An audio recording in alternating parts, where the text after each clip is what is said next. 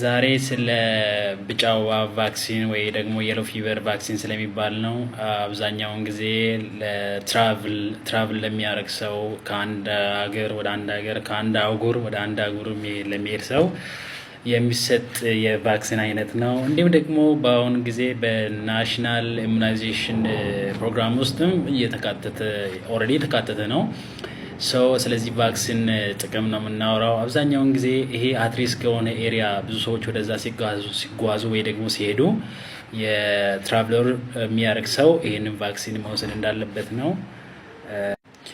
እንግዲህ ክትባቱ የሚሰጠው ከ9 ወር እና ከዛ በላይ ለጉዞ ሬዲ የሆነ ሰው ደግሞ ለሚጓዝ አይነት ሰው ሲሆን እንዲሁም ደግሞ ኤሪያው እንግዲህ አብዛኛውን ጊዜ የሚታወቀው በአፍሪካን እና እንዲሁም ደግሞ ደቡብ አሜሪካ እንደዚሁም ደግሞ የተለያዩ ሀገራቶች ላይም እንደዚሁ አለ።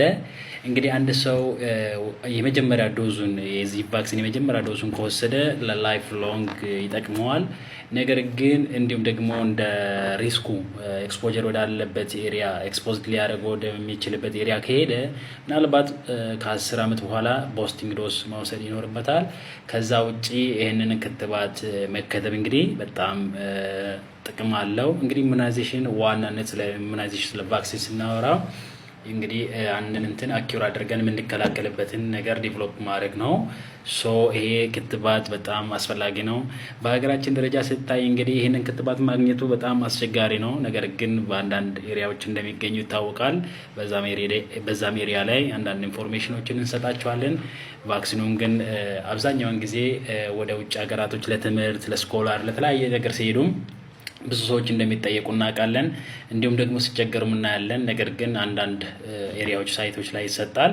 ስለዚህ ኮንታክት አድርጉን። እሱንም እግረ መንገድ ላወራችሁ ነው ወደ እናንተ የመጣሁት። እንግዲህ ይሄ ክትባት የማይሰጥበት የራሱ ኮንትራኢንዲኬሽን ሊፈጥር የሚችልበት አጋጣሚዎች አሉት።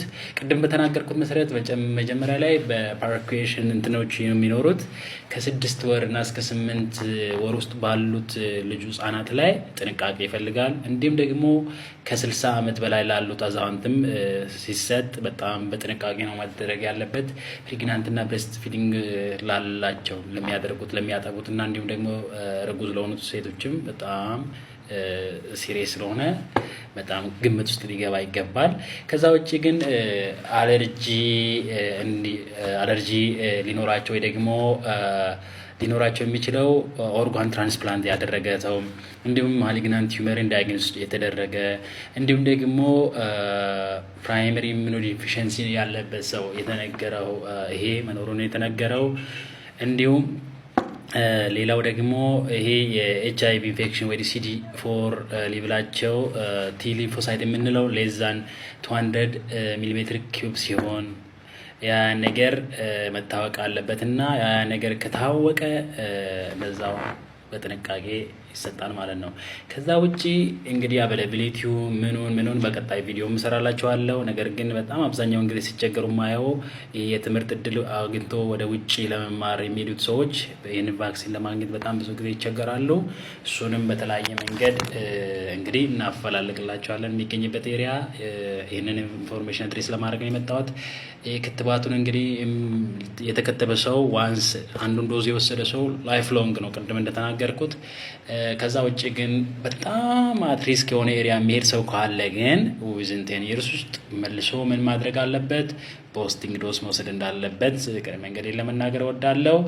ከዛ ውጭ እንግዲህ የተለያየ አለርጂ ምን ዲቨሎፕ የሚያደርጉ ከሆነ እንግዲህ በሕክምናው መሰረት ምን ይደረጋል? ማኔጅ ይደረጋል። ለዛሬ ያለኝ እቅድ ይሄ ነው። ስለ ክትባቱ የት እናገኛለን፣ እንዴት ነው ምናምን ለሚለው በውስጥ መስመር አውሩኝ። መልካም ጊዜ ይሁንላችሁ። በቀጣይ በሌላ ቪዲዮ እመጣለሁ። በቀጣይ ቪዲዮ ከመምጣቴ በፊት ግን ዛሬ ስለ ቫክሲኑ ስለ ብጫው ቫክሲን ወይ ደግሞ የሎ ፊቨር ቫክሲን ነው ያወራሁት።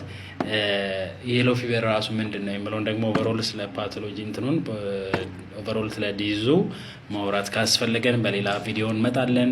ለዛሬ መልካም ጊዜ። ለወዳጅ ዘመዶች እንደተለመደ ሼር ማድረግ አይርሱ። እንዲሁም ደግሞ ቲክቶክ ፔጃችንን መከታተል አይርሱ። እንዲሁም ደግሞ ከሆም ቤዝድ ሄልዝ ኬር ግሩፕ ሜዲካል ኢኩፕመንት ሬንታል እና ሴሊንግ እንዲሁም ሽያጭ እንትን ላይ ቴሌግራም ፔጃችን ላይ መከታተል አይርሱ። መልካም ጊዜ። ባባይ